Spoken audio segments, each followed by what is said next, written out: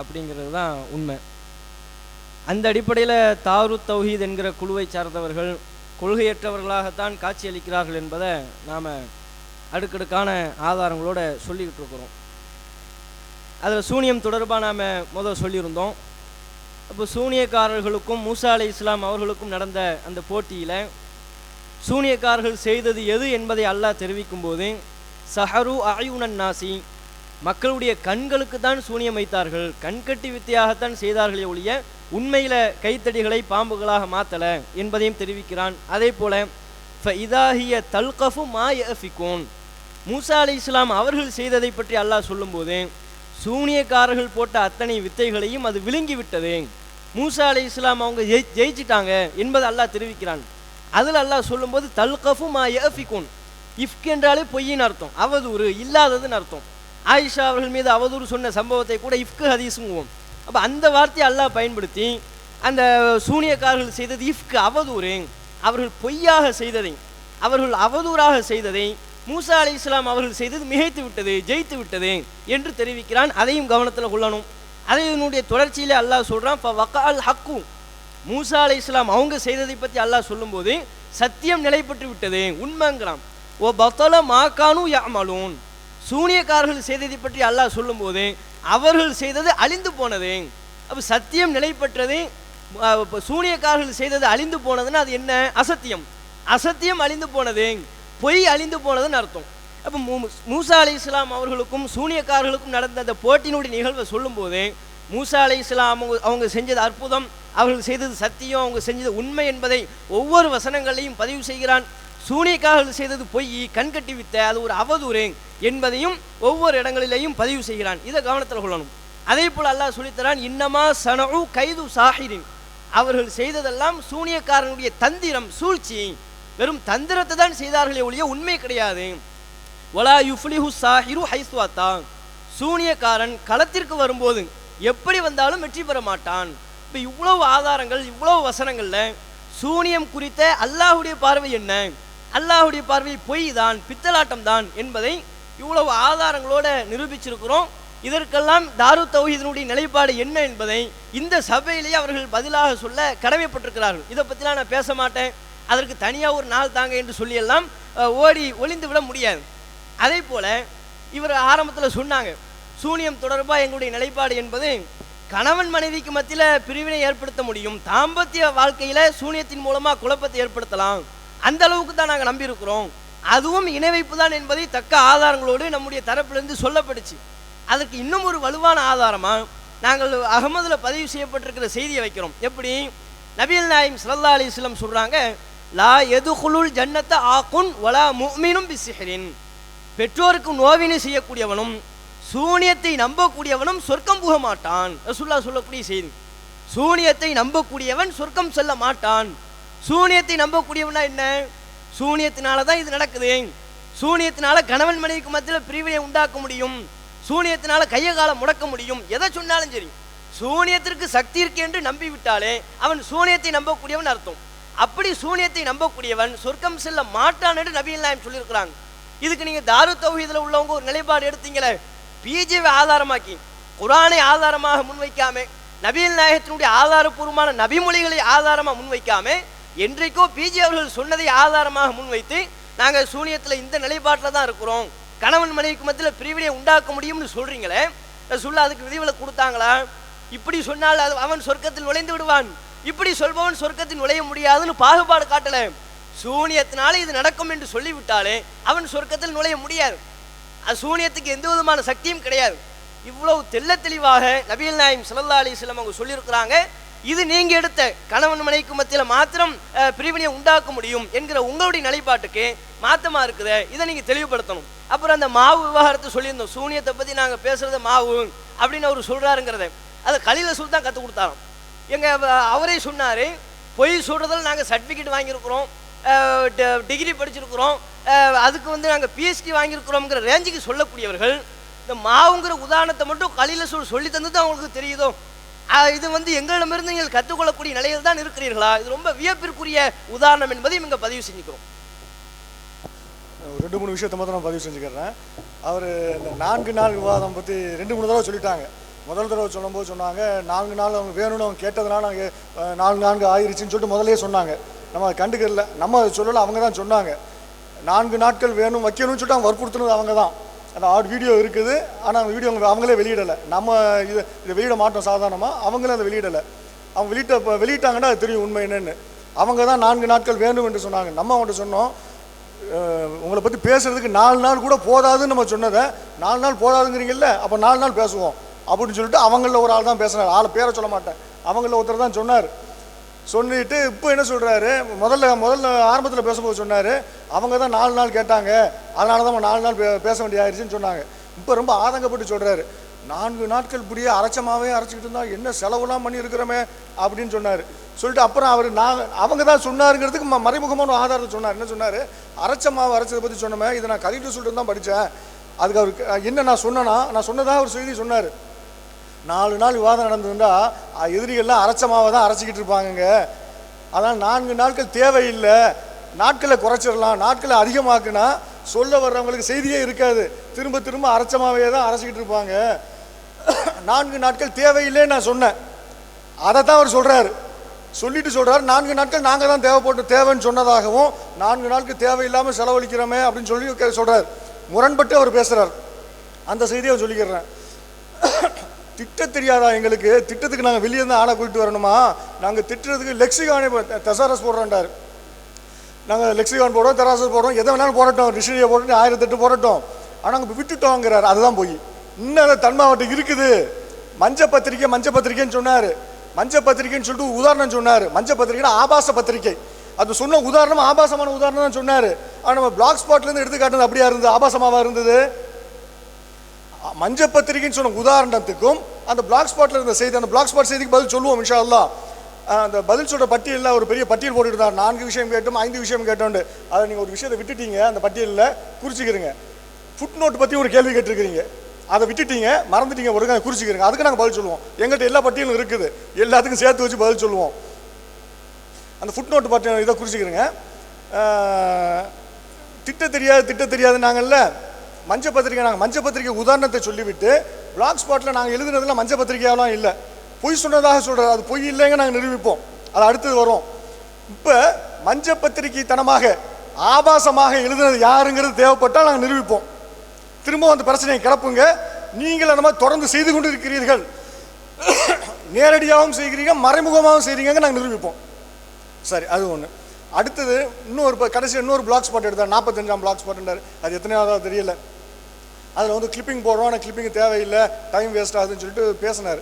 சொல்லும்போது எங்களை மனநோயாளியாக மாறிவிட்டார்கள் அப்படின்னு சொல்லிட்டு நம்ம சொன்னதுனால மனநோயாளியாக மாறிட்டோன்னு சொல்கிறாங்க. இதெல்லாம் நாங்கள் சர்டிஃபிகேட்டாக வாங்கிட்டு வர முடியும்னாங்க. சர்டிஃபிகேட்லாம் வேணாம், நீங்களே நிரூபிச்சிட்டிங்களே, நீங்கள் பேசியே நாங்கள் மனநோயாளி தான் நிரூபிச்சிட்டீங்க. இப்போ முதல்ல நாங்கள் சர்டிஃபிகேட்டாக வாங்கிட்டு வர முடியுன்றீங்க. அடுத்தது என்ன சொல்கிறாரு, கொஞ்சம் அது கடைசியில் தொடர்ந்து வரும்போது தக்லீத் செய்யக்கூடியவர்களாம் மனநோயாளிகள் அப்படின்னு அவர் தான் சொன்னார். கேட்டிங்களா இல்லையா? கடைசியாக முடிக்கும் போது தக்லீத் செய்யக்கூடிய மூளை மழுகி போனவர்கள் அப்படின்றாரு. சொல்லிட்டு அதுக்கு முன்னால் என்ன சொன்னார், பிஜி 1982 84 நினைக்கிறேன், அப்போ சொன்னார். அதை தான் நாங்கள் இன்றைக்கி தக்லீத் பண்ணிக்கிட்டு இருக்கோன்றார். குர்ஆன் ஹதீஸை நாங்கள் இன்னும் பார்க்கல, அவர் அன்னைக்கு சொன்னார், அதை நாங்கள் தக்லீத் செஞ்சுக்கிட்டு இருக்கிறோன்றார். இப்போ மூளை மழுகி போனவங்க நாங்கள் சொன்னது ப்ரூஃப் ஆயிடுச்சா இல்லையா, உங்கள் வாயிலே வந்துருச்சா இல்லையா? இதுக்கு நாங்கள் சர்டிஃபிகேட் வாங்கிட்டு வரணுமா? சர்டிஃபிகேட்டை நீங்களே கொடுத்துட்டீங்க.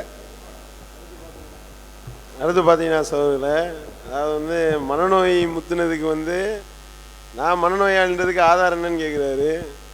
எந்த மனநோயாளியாவது தான் மனநோயாளின்றது ஒத்துக்குருவாரா? யாரும் ஒத்துக்கிற மாட்டாங்க. போய் கீழ்ப்பாக்கத்தில் உள்ளவர்களெல்லாம் போய் கேளுங்க, என்ன உனக்கு பிடிச்சிருக்காம்ல லூஸு அப்படின்னு கேட்டால், யார் நானா, எங்கே சர்டிஃபிகேட் கார்டு, இப்படி தான் சொல்லுங்க அப்படின்னும் பொழுது அந்த ஒரு லாஜிக்கும் தெரியல. கடைசியில் மனநோயாளி நான் மனநோயாளி இல்லை அப்படின்னு தான் மனநோயாளிகள் சொல்லுவார்கள். காரணம் என்னன்னா, எந்த ஒரு விஷயத்தை இன்னொரு ஆள் செய்கிறத தான் செய்கிறதே அடுத்த ஆள் செய்யும் பொழுது அது தவறு, இந்த மாதிரி யாராவது சொன்னால் அவங்கள என்ன சொல்லுவாங்க? இப்போ உதாரணத்துக்கு முர்ஷித் அப்பாசி பேசுனதெல்லாம் உங்களுக்கு தெரியுமா தெரியாதா? நம்ம விவாதத்தில் எடுத்து வைக்கக்கூடிய வாதங்களை தான் சரியாக கவனிக்கலையோ நம்ம நினச்சிக்கிட்டு ஒவ்வொன்றா சொல்லிக்கிட்டு இருக்கோம். ஒழுங்காக கவனிங்க, சொல்கிறத காதில் வாங்குங்க, வேற ஒரு நினைப்பில் இருக்க வேணான்னு சொல்லிக்கிட்டு இருக்கோம். இப்போ என்னடான்னா, அதிரை தாரு தௌஹீதில் என்ன பயன் பண்ணாங்கன்னு கூட தெரியல. அதுதான் இப்போ விஷயம் வெளியே வந்துருக்கு. அந்த பயானும் கேட்கறது இல்லை போல. முர்ஷித் அப்பாசி வந்து தௌஹீத் ஜமாத்தை எப்படிலாம் பேசினாருன்னு தெரியுமா தெரியாதா? உலகம் அறிஞ்ச விஷயத்துக்கு ஆதாரம் கேட்டுக்கிறதுக்காரு கொண்டு இறக்கி விட்டு தௌஹீத் ஜமாத்தை விமர்சனம் பண்ணுறதுக்கு தானே இறக்குனீங்க. ஊர் உலகத்துக்கு தெரியாதா? இறக்கிட்டு அவர் பேசிட்டும் போயிட்டு திட்டிட்டு ஓடி போயிட்டாரு. ஓடி போனவரை பிடிச்சிக்கிட்டு இப்போ என்னென்னா அவர் எப்படி இந்த மாதிரி பேசுனதுக்கு ஆதாரம் காட்ட முடியுமா அப்படின்றது வந்து அது நீங்கள் என்ன பேச வச்சுருந்தீங்கன்னு உங்களுக்கே தெரியும். சரியா? அப்போ வந்து எவ்வளவு பெரிய பொய்யையும் துணிந்து சொல்வார்கள் என்பதற்கு இது ஒரு ஆதாரம். இதுக்கு வந்து நம்ம ஆதாரம் காட்டணுமா? நம்ம தான் ஊர் உலகம் தெரிஞ்ச விஷயமா இருக்குன்னு தானே சொல்கிறோம். நீங்களே போட்டு வச்சுருக்கீங்களா இல்லையா? அந்த ஆதாரம்லாம் இருக்கா இல்லையா? அதை மக்கள் கேட்டார்களா இல்லையா? இதுதான் ஆதாரம். அதோடு மட்டும் இல்லாமல் அது வந்து நம்ம வந்து மனநோயாளின்றதுக்கு அதை ஒன்று சொன்னார், அதை சொல்லிட்டோம். அடுத்து வந்து இந்த காரைக்கால் சலீம் சம்மந்தமாக கேட்டோம்ல, காரைக்கால் சலீம் வந்து இப்படி ஒரு குற்றச்சாட்டு வச்சாரு அப்படின்னு சொல்லி அவர் எடுத்த வாந்தியை நீங்கள் முழுங்கி திருப்பி வாந்தி எடுத்துருக்கீங்க. அதுக்கு ஆதாரம் கேட்டோம்ல, சொன்னீங்களா? நாங்கள் படிச்சுன்னு பட்டவர்த்தனமாக உள்ள விஷயங்களை ஆதாரமாக அள்ளி போட்டுக்கிட்டு இருக்கோம். ஆனால் நீங்கள் என்ன செய்வீங்க? கேட்டதையெல்லாம் பரப்புறவன் பொய்யன் என்று அல்லாஹ்வுடைய தூதர் அவர்கள் சொன்ன முன்னறிவிப்பின் பிரகாரம் நீங்கள் ஒரு பொய்யர் என்பதை நீங்கள் நிரூபித்துக் கொண்டிருக்கின்றீர்களா இல்லையா? காரைக்கால் சலீம் சொன்ன குற்றச்சாட்டை இப்போ நிரூபிக்கணும். இப்போ நாங்கள் நிரூபிச்சிட்டோம். நீங்கள் மனநோயாளி என்பதுக்கு இப்போ இந்த வீடியோலையும் எடுத்து ஆதாரமாக வெளியிட்டுட்டோம். இப்போ நீங்கள் பேசுகிறத பார்த்து மக்கள் விளங்கி கொண்டிருக்கின்றார்கள். அதோடு மட்டும் இல்லாமல் நீங்கள் என்னென்ன மாதிரிலாம் செஞ்சுக்கிட்டு இருக்கீங்க, எப்படி உளறிக்கிட்டு இருக்கீங்கன்றதை மக்கள் கண்கூடா பார்க்குறாங்க. நிரூபிச்சிட்டோம். நாங்கள் கேட்ட கேள்விக்கு இப்போ ஆதாரம் தரணும். நீங்கள் காரைக்கால் சலீம் வந்து இப்படி ஒரு மிகப்பெரிய அபாண்டத்தை எங்கள் மீது சுமத்தி இருக்கிறார். அதை வந்து என்ன செய்யணும்? இந்த மாதிரி வந்துக்கிட்டு செட்டிங் பண்ணி ஒவ்வொரு ஆளையாக கூப்பிட்டு வச்சு இப்படி கேட்க விட்டோம். அஸ்ஸலாமு அலைக்கும் சகோதரர்களே, அன்பிற்கினவர்களே, அதாவது தமிழில் ஒரு வழக்கு சொல்லுவாங்க, கண்டதே காட்சி கொண்டதே கோலம் அப்படின்ட்டு. அது மாதிரி மனசில் உதிக்கிறதையெல்லாம் கற்பனையாக நம்ம நினைக்கிறாப்புல சொல்லிக்கிட்டே இருக்கிறாங்க. எல்லாத்துக்கும் ஆதாரம் தந்துட்டேன்னு வேறு சொல்கிறாங்க. நாம் கேட்டது ஏற்கனவே 6 கேள்வி கேட்டிருந்தோம், பதில் இல்லை. இந்த லாஸ்ட்டாக போன அமர்வு ஜமீலாக்கா வைக்க போகும்போது ஒரு கிளிப்பிங் இருக்குது, அதை போட்டு காட்டுவோம் தேவைப்பட்டால். அந்த கிளிப்பிங்கில் இப்போ மனநோய் முத்தி போச்சு, கடித பரிமாற்றங்கள்லாம் நடக்குது அப்படின்ட்டு மனநோயாளி டாக்டராகவே மாறி அந்த இதில் பேசுகிறாரு. அந்த மனநோயாளி டாக்டர் எப்படி அவர் எங்களுக்கெல்லாம் மனநோயாளி ஆணுச்சு அப்படிங்கிறத கேட்டிருந்தோம் ஆதாரமாக. அது ஒரு 7வது கேள்வி. அதுக்கு பதில் இல்லை. நாங்கள் ஆளுகளை கூட்டிக்கிட்டு வந்து எங்கள் மேடையில் டிஎன்டிஜே திட்டுங்க அப்படின்னு சொன்னோமா, சொல்லி திட்ட வச்சோமா. அதை அவங்க பார்த்தாங்களாம், அவங்க எல்லாம் ஆதாரம்லாம் வச்சுருக்காங்களாம். இங்கே எல்லாம் உலகத்துக்கே தெரியுதுங்கிறாங்க, இங்கே காட்ட மாட்டேங்கிறாங்க. என்ன 8வது. 9வது என்னென்னா, அவங்க நாம் சொல்லாட்டியும் வந்தாங்கல்ல, அவங்க நம்ம மேடையை பயன்படுத்திக்கிட்டாங்களாம். டிஎன்டிஜே திட்ட பயன்படுத்திக்கிட்டவங்க அதையாச்சும் காட்டுங்களாங்க. நாங்கள் கூட்டிகிட்டு வந்ததை டிஎன்டிஜேனரை திட்டினாங்கன்ட்டு தயவு செய்து கேட்குறோம். இதோட 9 கேள்வியாச்சு, ஒன்றுக்கும் இல்லை. முரண்பாடுகளின் மொத்த உருவமாக நேரத்துக்கு காலத்துக்கு தகுந்தாப்புல நிலையை மாற்றிக்கொள்பவர்கள் யார் அப்படிங்கிறத பார்க்கக்கூடியவர்களுக்கு, நல்லுணர்வு உள்ளவர்களுக்கு தெரியும் அப்படிங்கிறத சொல்லிவிட்டு மேற்கொண்டு எங்கள் சகோதரர்கள் தொடர்வார்கள். அஸ்ஸலாமு அலைக்கும். அஸ்ஸலாமு அலைக்கும். அருமை சகோதரர்களே, ஒரு மாநிலம் தழுவிய குர்ஆன் ஹதீஸ் அமைப்புன்னு சொல்லிக்கிறாங்க. அதனுடைய துணைத் தலைவர் ஒரு முஸ்லீமை பார்த்து எப்படி பேசுகிறான்னு பார்த்துக்கிட்டிங்களா எல்லாரும்? ஒரு முஸ்லீம், நான் பெரிய விஷயதாரி எல்லாம் கிடையாதுன்னு வச்சுக்கிடுங்களேன். ஒரு முஸ்லீம், சாதாரண ஒரு முஸ்லீமை பார்த்து ஒரு தாய், ஒரு மாநிலத்தினுடைய அமைப்பின் துணைத் தலைவர், அவர் மனநோயாளின்னு சொல்கிறார். நீங்கள்லாம் மனநோயாளி தான் அப்படின்னு சொல்லிட்டு நிரூபணம் ஆயிடுச்சின்னு வேற சொல்கிறாரு. நான் கேட்குறேன், மனநோயாளின்ட்டு நிரூபணம் ஆயிடுச்சு, அப்போ நிரூபணம் ஆச்சு, இப்போ நிரூபணம் ஆச்சு. ஒரு மனநோயாளியோட உட்காந்து பேசுகிற ஆள் எப்படிங்க? அதை கொஞ்சம் சிந்திச்சு பார்த்து சொல்லுங்களேன். மனநோயாளியோட மணிக்கணக்காக உட்காந்து பேசிக்கிட்டு இருக்கிற ஆளுங்க யாராக இருக்குன்னு சொல்லுங்களேன். சும்மா நார்மலாக சிந்திச்சு சொல்லுங்கள், கொஞ்சம் டைம் எடுத்துக்கிட்டு வேணாலும் சொல்லுங்கள். நாங்கள் சொல்ல மாட்டோம். ஏன்னா ரசூல் ஸல்லல்லாஹு அலைஹி வஸல்லம் அவர்கள் எதிரிகளை கூட இந்த மாதிரி வார்த்தைகளெல்லாம் பயன்படுத்தலை. எதிரிகளாக இருந்தாலும் சரி, அவங்கள கொல்ல வந்தவங்களாக இருந்தாலும் சரி, இந்த மாதிரி வார்த்தைகளெல்லாம் பயன்படுத்தலை. அவங்களுடைய சுன்னத்துக்கு முரண்பட்ட வார்த்தைகளை எல்லாம் நீங்கள் பெரிய திறமசாலி மாதிரி பயன்படுத்திக்கிட்டு இருக்கிறீங்களே. ஒரு மனநோயாளியோட இத்தனை மணி நேரம் உட்காந்து பேசுகிற ஆள் எப்படி? எப்படி இருப்பாங்க? அவங்களோட மென்டல் சிச்சுவேஷன் எப்படி இருக்கும்? அதுபோக இன்னொரு விஷயம் இருக்குது. பெண்கள் ஜமாத் வைக்கிற விஷயம் அவங்க பிளாக் ஸ்பாட்டில் உள்ளது. பிளாக் போஸ்ட் நம்பர் 8959, டேட் வந்து 2014/07. பெண்களுக்கு பெண்கள் இமாமத்து செய்யலாமா அப்படின்னு ஒரு கேள்வி. இது எப்படி வந்ததுன்னு சொன்னால், நாங்கள் ஒரு கல்லூரி, பெண்கள் கல்லூரி நடத்திக்கிட்டு இருக்கிறோம். கடற்கரை தெருவில் ஆலிமா பட்டம் கொடுக்கக்கூடிய ஒரு 3 வருஷத்து கல்லூரி, குல்லியத் ரோதா அல் இஸ்லாமியா லில் பனாத்துங்கிற ஒரு பேரில் நடத்திக்கிட்டு இருக்கிறோம். அந்த கல்லூரிக்கு முர்ஷித் அப்பாசி வந்திருந்தார் ஒரு நாள். அங்கே கேள்வி பதில்கள் வச்சுருந்தாங்க. அப்போ ஒரு சகோதரி கேள்வி கேட்டாங்க, பெண்களுக்கு பெண்கள் ஜமாத் வைக்கலாமா அப்படின்னு சொல்லிட்டு ஒரு கேள்வி. அவர் சொன்னார், வைக்கக்கூடாது அப்படின்னு சொன்னார். அது எங்களுக்கே வந்து புதுசாக தான் இருந்துச்சு. இப்போ எந்த அடிப்படையில் நீங்கள் வைக்கக்கூடாதுன்னு சொல்கிறீங்க அப்படின்னு சொல்லிட்டு நாங்கள் கேள்வி எழுப்பினோம். அப்படி ஒரு முன்மாதிரி இல்லை. ஏன்னா தொழுகைங்கிறது ஒரு வணக்கம். அந்த வணக்கத்துக்கு வந்து முன்மாதிரி இருக்கணும். முன்மாதிரி இருந்தால் தான் வந்து நம்ம செய்ய முடியும். ஆண்கள் பெண்களுக்கு ஜமாத் வச்ச ஹதீஸுகள் நிறைய இருக்குது. உமர் ரலியல்லாஹு அவர்களுடைய காலத்தில் கூட கயாமு ரமதானை தொழ வைக்கிறதுக்காக தமீமுத்தாரியை அப்துல்லா இப்னு உம்மி மக்தூமி தான் அனுப்புனாங்க. அப்போவும் வந்து நபி தோழிகள் நிறைய பேர் இருந்தாங்க. ஆயிஷா ரலியல்லாஹு அன்ஹா அவர்கள் குர்ஆனை அதிகமாக மனப்பாடம் பண்ணவங்க, குர்ஆனை அதிகமாக தெரிஞ்சவங்க. அதே ரேஞ்சுக்கு உள்ள பல நபி தோழியர்கள் இருந்தாங்க. இவங்களையெல்லாம் தொழ வைக்க சொல்லாமல் 2 பேரை, குர்ஆன் தெரிஞ்ச 2 பேரை தான் அனுப்பி வச்சாங்க, ஆண்களை தான் அனுப்பி வச்சாங்க. அதான் அதுக்கு வந்து ஆதாரம் அப்படின்னு சொல்லிட்டு விளக்கங்கள் சொன்னார். அப்படி நாங்கள் வந்து கேட்டுக்கல. நாங்கள் தக்லீது பண்ண மாட்டோம்ல. தக்லீது பண்ணாத ஆளுக்குங்கிறதுக்கு நிறைய தலீல்கள் தர்றேன். தக்லீது பண்ணாமல் நீங்கள் இன்னும் கொஞ்சம் ரெஃபர் பண்ணி பாருங்கள். ஏன்னாக்கா அந்த காலத்துலேருந்து கியாம ரமதான்ங்கிறது வந்து பெண்களுக்கு பெண்கள் ஜமாத் செய்கிறதாகவே நடந்துக்கிட்டு இருக்குது. ரொம்ப காலமாக நடந்துக்கிட்டு இருக்குது. ஒரு முன்மாதிரி இல்லாமல் ஒரு வணக்கம் அந்த மாதிரி நடக்கிறது வந்து ஒரு ஆச்சரியத்துக்குரியது. ஏதாவது ஒரு முன்மாதிரி இருக்கும், ஒரு ஹதீஸுகள் இருக்கும்.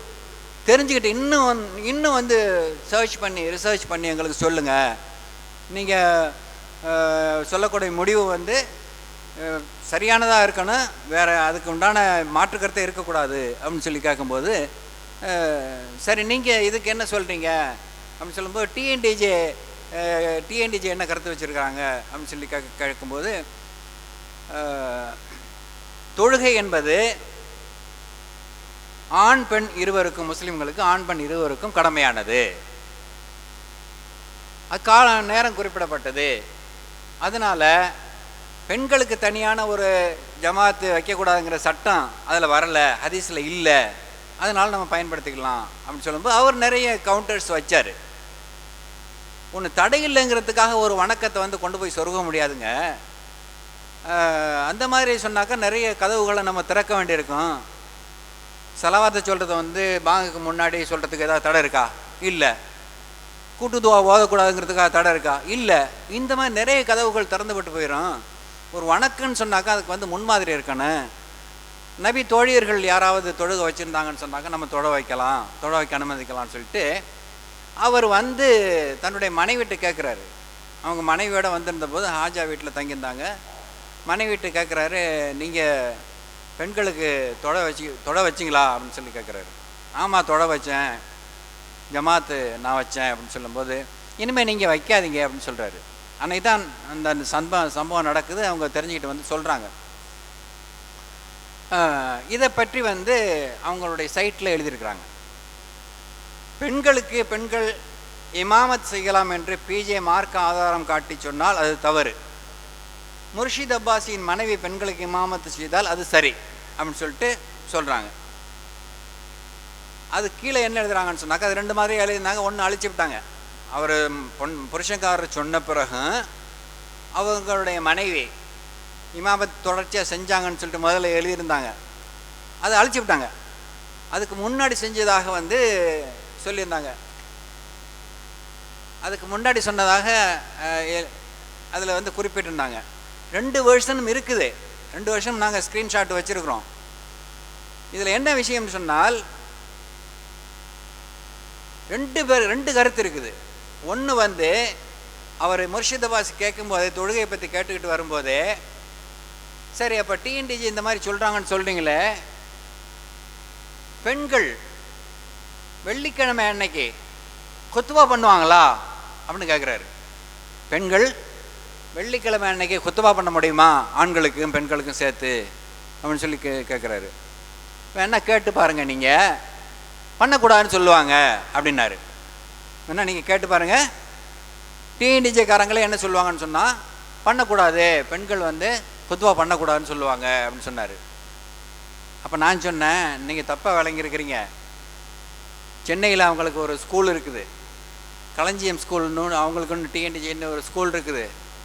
அந்த ஸ்கூலில் பெண்கள் ஆண்களுக்கும் பெண்களுக்கும் குத்துவா பண்ணாங்க, ஜும்மா நடத்தினாங்க. அப்படி ஜும்மா நடத்தும் போது அதில் உள்ள அந்த மாணவிகளுடைய பெற்றோர்கள் சில பேர் வந்து இருந்துக்கிட்டு எதிர்ப்பு தெரிவித்தாங்க.